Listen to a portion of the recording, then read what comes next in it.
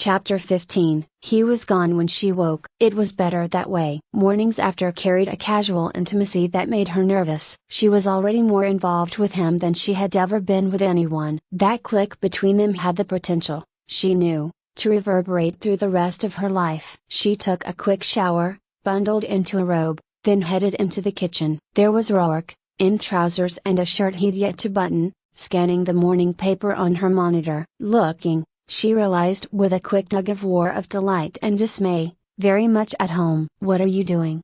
He glanced up, reached behind him to open the auto chef. "Making you coffee." "Making me coffee?" "I heard you moving around." He took the cups out, carried them to where she was still hovering in the doorway. "You don't do that often enough." "Move around?" "Number." He chuckled and touched her lips to hers. "Smile at me." "Just smile at me." Was she smiling? She hadn't realized. "I thought you'd left." She walked around the small table, glanced at the monitor. "The stock reports." "Naturally." "You must have gotten up early." "I had some calls to make." He watched her, enjoying the way she raked her fingers through her damp hair, a nervous habit he was certain she was unaware of. He picked up the portfolio he'd left on the table, slipped it back into his pocket. "I had a conference call scheduled with the station at 5 a.m. our time." "Oh." She sipped her coffee, wondering how she had ever lived without the zip of the real thing in the morning. "I know those meetings were important." "I'm sorry." We'd managed to hammer down most of the details. "I can handle the rest from here." "You're not going back?" "Number." She turned to the auto chef, fiddled with her rather limited menu. "I'm out of most everything." "Want a bagel or something?" "Eve." Roark set his coffee down, laid his hands on her shoulders. "Why don't you want me to know you're pleased I'm staying?" "Your alibi holds." "It's none of my business if you." She broke off when he turned her to face him. He was angry. She could see it in his eyes and prepared for the argument to come. She hadn't prepared for the kiss, the way his mouth closed firmly over hers, the way her heart rolled over slow and dreamy in her chest. So she let herself be held, let her head nestle in the curve of his shoulder. "I don't know how to handle this," she murmured. "I don't have any precedent here. I need rules, Roark." "Solid rules." "I'm not a case you need to solve." "I don't know what you are. But I know this is going too fast. It shouldn't have even started. I shouldn't have been able to get started with you." He drew her back so that he could study her face. "Why?" "It's complicated. I have to get dressed. I have to get to work. Give me something." His fingers tightened on her shoulders. "I don't know what you are, either." "I'm a cop," she blurted out. "That's all I am. I'm 30 years old and I've only been close to 2 people in my entire life. And even with them, it's easy to hold back." "Hold back what?" "Letting it matter too much. If it matters too much, it can grind you down until you're nothing." "I've been nothing. I can't be nothing ever again." "Who hurt you?" "I don't know." "But she did." "She did." "I don't remember, and I don't want to remember." "I've been a victim, and once you have, you need to do whatever it takes not to be one again." "That's all I was before I got into the academy." "A victim, with other people pushing the buttons, making the decisions, pushing me one way, pulling me another." "Is that what you think I'm doing?" "That's what's happening." There were questions he needed to ask, questions, he could see by her face, that needed to wait. Perhaps it was time he took a risk. He dipped a hand into his pocket, drew out what he carried there. Baffled, Eve stared down at the simple gray button in his palm. "That's off my suit." "Yes." "Not a particularly flattering suit. You need stronger colors." "I found it in my limo." "I meant to give it back to you." "Oh." But when she reached out, he closed his fingers over the button. A very smooth lie. Amused, he laughed at himself. "I had no intention of giving it back to you." "You got a button fetish, Roark?" "I've been carrying this around like a schoolboy carries a lock of his sweetheart's hair." Her eyes came back to his, and something sweet moved through her. Sweeter yet as she could see he was embarrassed. "That's weird." "I thought so, myself." But he slipped the button back in his pocket. "Do you know what else I think, Eve?" "I don't have a clue." "I think I'm in love with you." She felt the color drain out of her cheeks, felt her muscles go lax, even as her heart shot like a missile to her throat. "That's Yes, difficult to come up with the proper word, isn't it?" He slid his hands down her back, up again, but brought her no closer. I've been giving it a lot of thought and haven't hit on one myself. But I should circle back to my point. She moistened her lips. There's a point? A very interesting and important point. I'm every bit as much in your hands as you are in mine. Every bit as uncomfortable, though perhaps not as resistant, to finding myself in that position. I'm not going to let you walk away until we've figured out what to do about it. It complicates things. Outrageously, he agreed. Rourke, we don't even know each other. Outside of the bedroom. Yes, we do. Two lost souls. We've both turned away from something and made ourselves something else. It's hardly a wonder that fate decided to throw a curve into what had been, for both of us, a straight path. We have to decide how far we want to follow the curve. I have to concentrate on the investigation. It has to be my priority. I understand. But you're entitled to a personal life. My personal life, this part of it, grew out of the investigation, and the killer's making it more personal. Planting that gun so that suspicion would swing toward you was a direct response to my involvement with you. He's focused on me. Rourke's hand jerked up to the lapels of her robe. What do you mean? Rules. She reminded herself. There were rules, and she was about to break them. I'll tell you what I can while I'm getting dressed. Eve went to the bedroom with the cat sliding and weaving in front of her. Do you remember that night you were here when I got home? The package that you'd found on the floor? Yes. It upset you. With a half laugh she peeled out of her robe. I've got a rep for having the best poker face in the station. I made my first million gambling. Really? She tugged a sweater over her head, reminded herself not to be distracted. It was a recording of Lola Starr's murder. He sent me Sharon Ablass's as well. A cold lance of fear stabbed. He was in your apartment. She was busy discovering she had no clean underwear and didn't notice the ice edge of his voice. Maybe. Maybe not. I think not. No signs of forced entry. He could have shoved it under the door. That's what he did the first time. He mailed Georgie's disc. We had the building under surveillance. Resigned. She pulled slacks over bare skin. He either knew it or smelled it. But he saw I got the discs. All three of them. He knew I was primary almost before I did. She searched for socks, got lucky, and found a pair that matched. He called me. Transmitted the video of Georgie Castle's murder scene minutes after he'd whacked her. She sat on the edge of the bed, pulled on the socks. He planted a weapon, made sure it was traceable to you. Not to knock how inconvenient a murder charge would have made your life, Rourke, if I hadn't had the commander behind me on this, I'd have been off the case, and out of the department in a blink. He knows what goes on inside Cop Central. He knows what's going on in my life. Fortunately, he didn't know that I wasn't even on the planet. That was a break for both of us. She located her boots, tugged them on. But it's not going to stop him. She rose, picked up her holster. He's still going to try to get to me, and you're his best bet. Rourke watched her automatically check her laser before strapping it on. Why you? He doesn't have a high opinion of women. I'd have to say it burns his ass to have a female heading the investigation. It lowers his status. She shrugged, raked her fingers through her hair to whip it into place. At least that's the shrink's opinion. Philosophically, she pried the cat free when he started to climb up her leg, gave him a light toss to the bed where he turned his butt in her direction and began to Washington. And is it the shrink's opinion that he could try to eliminate you by more direct means? I don't fit the pattern. Fighting back the slippery edge of fear, Rourke fisted his hands in his pockets. And if he breaks the pattern, I can handle myself. It's worth risking your life for three women who are already dead? Yes. She heard the fury pulsing in his voice and faced it. It's worth risking my life to find justice for three women who are already dead, and to try to prevent three more from dying. He's only half through. He's left a note under each body. He's wanted us to know, right from the start, that he had a plan, and he's daring us to stop him. 1 of 6, 2 of 6, 3 of 6. I'll do whatever it takes to keep him from having the fourth. Full out guts. That's what I first admired about you. Now it terrifies me. For the first time she moved to him, laid a hand on his cheek. Almost as soon as she had,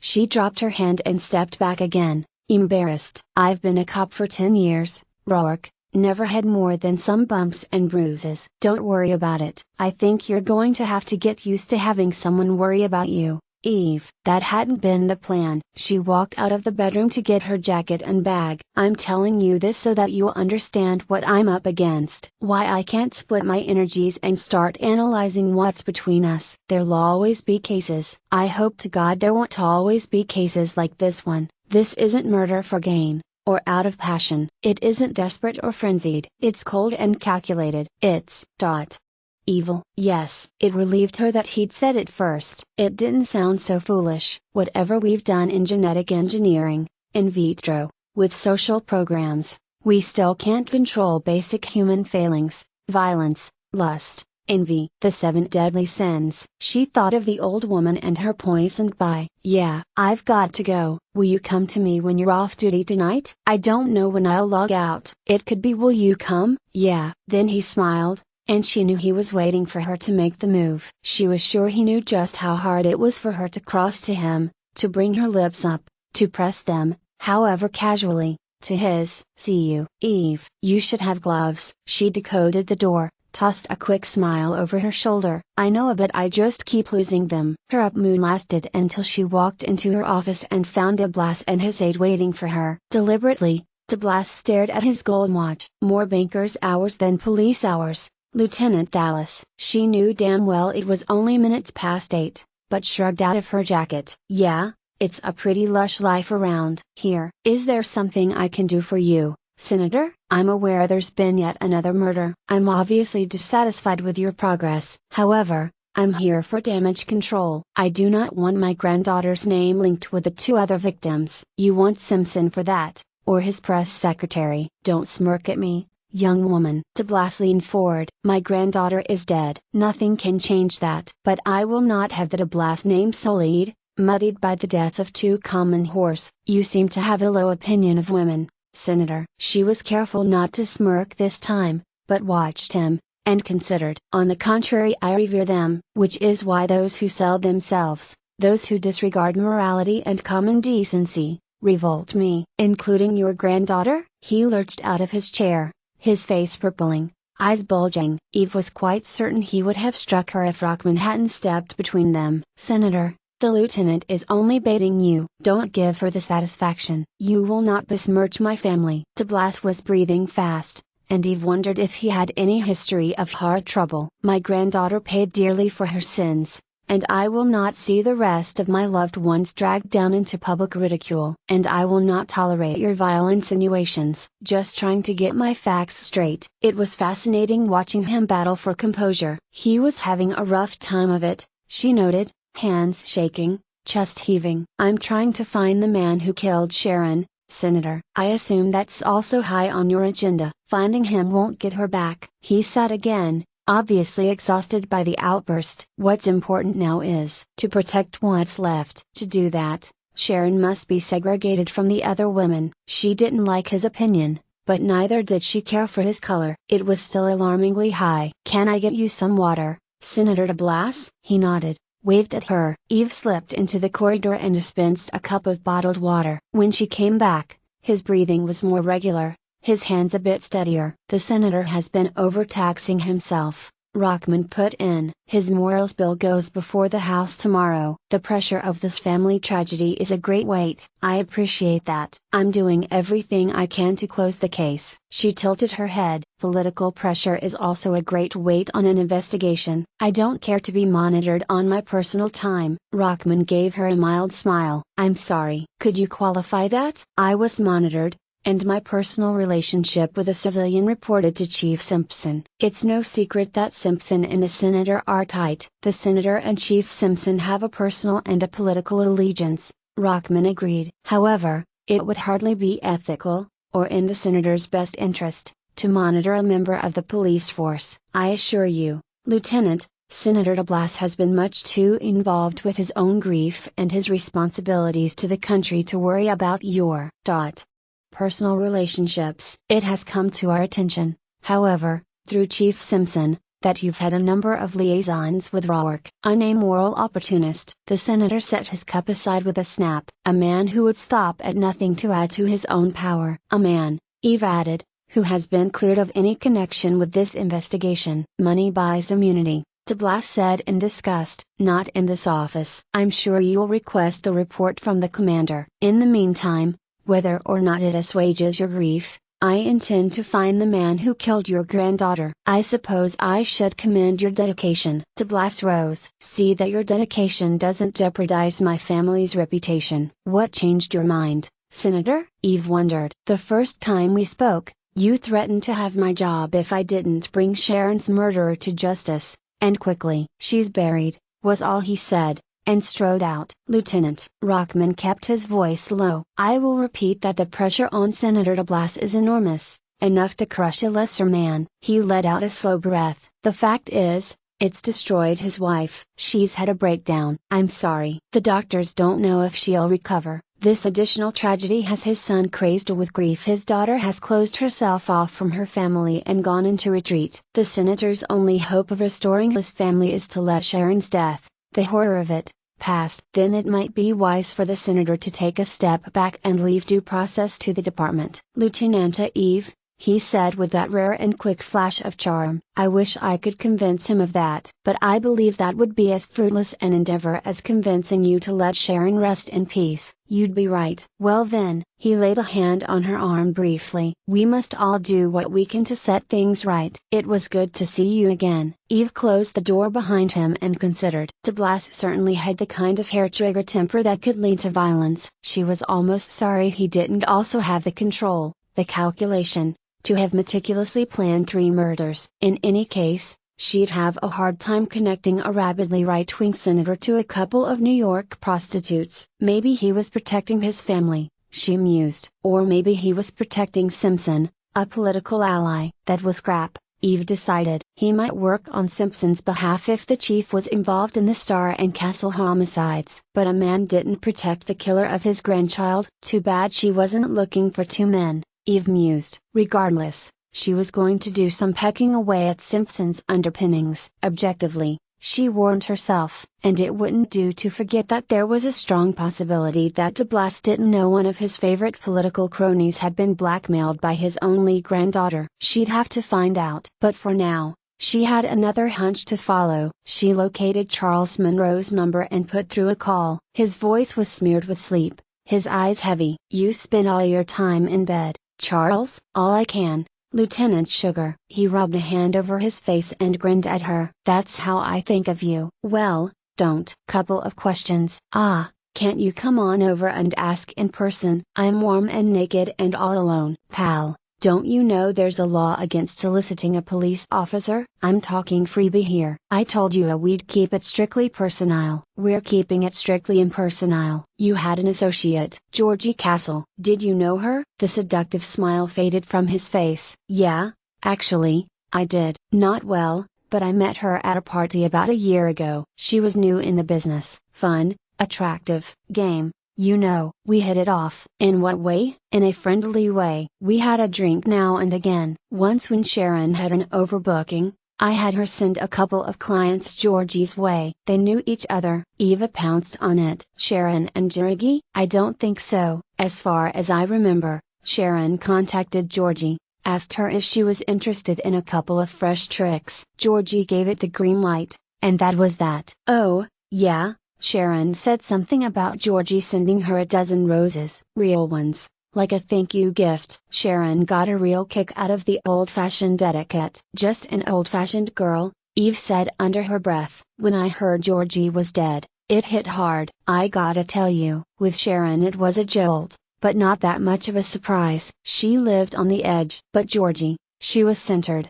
You know, I may need to follow up on this. Charles, stay available for you and knock it off, she ordered, before he could get cute. What do you know about Sharon's diaries? She never let me read one, he said easily. I used to tease her about them. Seems to me she said she'd kept them since she was a kid. You got one? Hey, am I in it? Where'd she keep them? In her apartment, I guess. Where else? That was the question, Eve mused. If you think of anything else about Georgie or about the diaries, contact me. Day or night, Lieutenant Sugar. Count on me. Right. But she was laughing when she broke transmission. The sun was just setting when she arrived at Rourke's. She didn't consider herself off duty. The favor she was going to ask had been simmering in her mind all day. She'd decided on it, rejected it, and generally vacillated until she'd discussed it herself. In the end, she'd left the station for the first time in months right on the dot of the end of her shift. With what limited progress she'd made, she'd hardly needed to be there at all. Feeney had hit nothing but a dead end in his search for a second lockbox. He had, with obvious reluctance, given her the list of cops she'd requested, even tended to run a make on each of them on her own time and in her own way. With some regret, she realized she was going to use Rourke. Somerset opened the door with his usual disdain. "You're earlier than expected, Lieutenant." "If he isn't in, I can wait." "He's in the library." "Which is where, exactly?" Somerset permitted himself the tiniest huff. If Rourke hadn't ordered him to show the woman in immediately, he would have shuffled her off to some small, poorly lit room. "This way, please." "What exactly is it about me that rubs you wrong, Somerset?" With his back poker straight, he led her up a flight and down the wide corridor. "I have no idea what you mean, Lieutenant." "The library," he announced in reverent terms, and opened the door for her. She'd never in her life seen so many books. She never would have believed so many existed outside of museums. The walls were lined with them so that the two-level room positively reeked with books. On the lower level,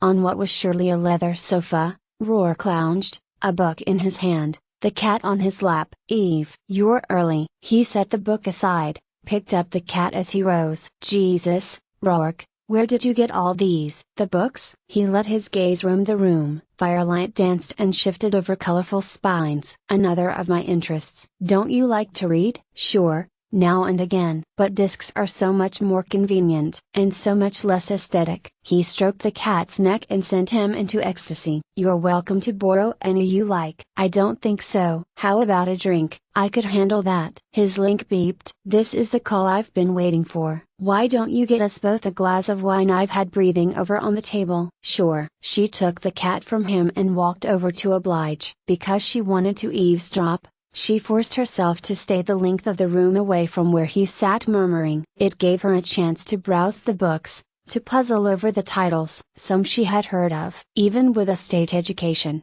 she'd been required to read Steinbeck and Chaucer, Shakespeare and Dickens. The curriculum had taken her through King and Grisham, Morrison and Grafton. But there were dozens, perhaps hundreds of names here she'd never heard of. She wondered if anyone could handle so many books, much less read them. "I'm sorry," he said when the call was complete. "That couldn't wait." "No problem." He took the wine she'd poured him. "The cat's becoming quite attached to you." "I don't think he has any particular loyalties." But Eve had to admit, she enjoyed the way he curled under her stroking hand. "I don't know what I'm going to do about him. I called Georgie's daughter and she said she just couldn't face taking him." Pressing the matter only made her cry. "You could keep him." "I don't know. You have to take care of pets." "Cats are remarkably self-sufficient." He sat on the sofa and waited for her to join him. "Want to tell me about your day?" "Not very productive." "Yours?" "Very productive. A lot of books," Eve said lamely, knowing she was stalling. "I have an affection for them. I could barely read my name when I was 6. Then I came across a battered copy of Yeats, an Irish writer of some note,"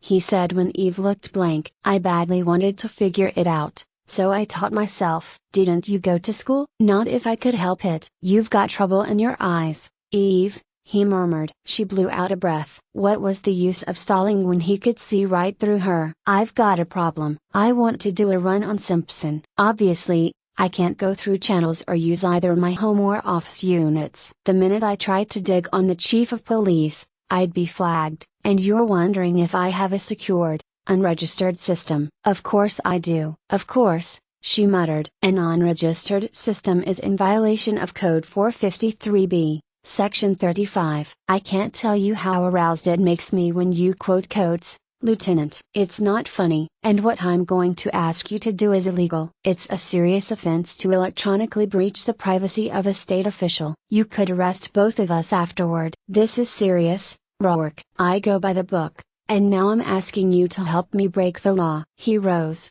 drew her to her feet. "Darling Eve, you have no idea how many I've already broken." He fetched the wine bottle, letting it dangle from 2 fingers of the hand he slipped around her waist. "I ran an underground dice game when I was 10, he began, leading her from the room. "A legacy from my dear old father who burned himself a knife through the gullet in a Dublin alley. I'm sorry, we weren't close. He was a bastard and no one loved him, least of all me." "Somerset, we'll have dinner at 7:30, Rourke added as he turned toward the stairs. "But he taught me, by means of a fist to the face, to read the dice, the cards, the odds. He was a thief, not a good one, as his end proved. I was better. I stole, I cheated, I spent some time learning the smuggling trade. So you see, you're hardly corrupting me with such a nominal request." She didn't look at him as he decoded a locked door on the 2nd floor. "Do you?